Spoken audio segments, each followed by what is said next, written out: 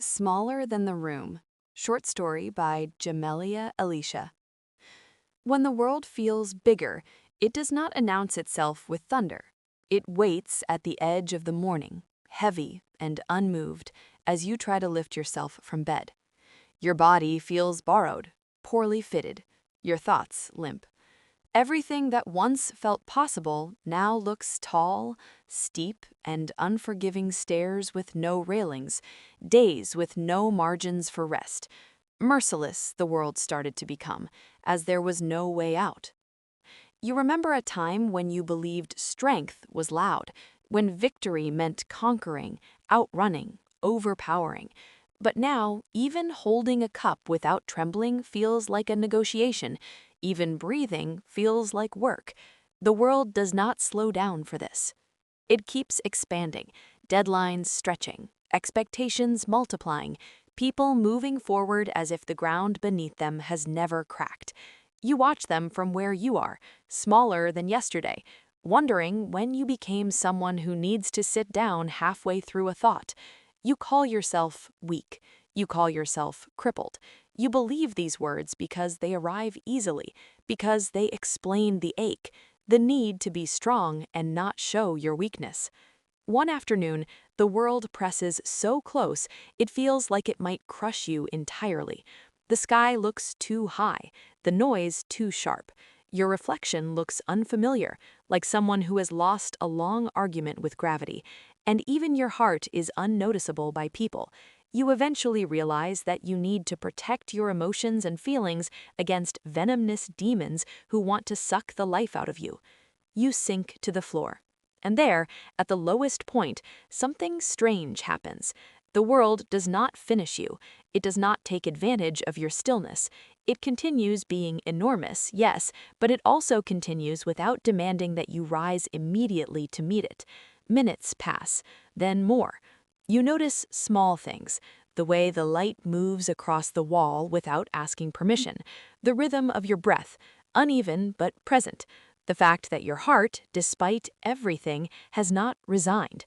All of this could be a shadow of hurt, and with this comes a realization that maybe I have a chance at surviving. You realize then that surviving is not the same as defeating. Defeat implies combat. It implies equal footing, fair rules, a clear winner. But survival is quieter. It is not a raised fist. It is an open hand clinging to what remains. It is choosing not to disappear when disappearing would be easier. You do not stand up all at once. You do not suddenly feel strong. It takes time to regain strength and condition the mind to resist the temptation to give out without a fight. The world remains vast and intimidating and indifferent, but you are still here, and this stubborn, uncelebrated persistence, is not weakness. It is a different kind of power, one that does not conquer the world, but refuses to let the world erase you. Tomorrow, the world will still be bigger than you. Yes, and even over time, by standing, the world will eventually become smaller. When she spoke, her words arrived softly, like guests who hadn't been invited. People smiled politely, nodded, then continued as if she had said nothing at all.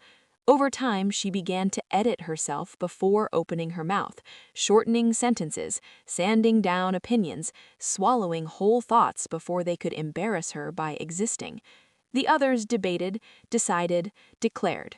She observed. They spoke of winning, of being right, of crushing opposition. Their confidence was armor, polished and uncracked. Against it, she felt unarmed. How do you defeat people who don't even realize you are standing in front of them? She tried once, raised her voice in a meeting, hands shaking, heart hammering so loudly she was sure it could be heard. The room paused, just briefly, before moving on without her. The moment passed like a door closing gently but permanently. After that, silence felt safer. In silence, she became invisible, and in invisibility, she began to feel unreal, like a misprint in the world's design. Everyone else seemed to belong to a shared language she had never been taught. They laughed at the right moments, knew when to speak and when to dominate. They fit. She did not. At night, she wondered if being different meant being defective, if the world was built only for people who could push, shout, insist, if there was no space for someone whose strength lived inward, whose resistance looked like endurance rather than force. One evening, alone, she spoke out loud just to hear a voice that would not interrupt her. It sounded unfamiliar at first, thin, careful, but it was steady. It carried her full weight. She realized then that being voiceless was not the same as being without a voice. It was something the world had taught her through repetition, through dismissal, through making bigness look like the only form of power. She was still smaller than them, still different, still unable to defeat them on their terms. But difference, she began to understand, was not a failure to belong. It was proof that she did not have to become them to exist. And even if the world never made room for her voice, she would keep it, because losing a battle against louder people was not the same as losing herself. The war is knowing your true self and fighting against opposing forces. She realized one thing. Perhaps she needed to nip it in the bud from childhood to unravel why she had this fear. The answer is, she needed to show people she will not be pushed aside and made smaller by giants bigger than her. She needed to be someone undefeatable, someone untouchable. Every time when she gets pushed back down by the giants of the world, she will come back 10 times stronger, 10 times harder than before, because she knew by the presence of the Lord, she will not be made small by anyone.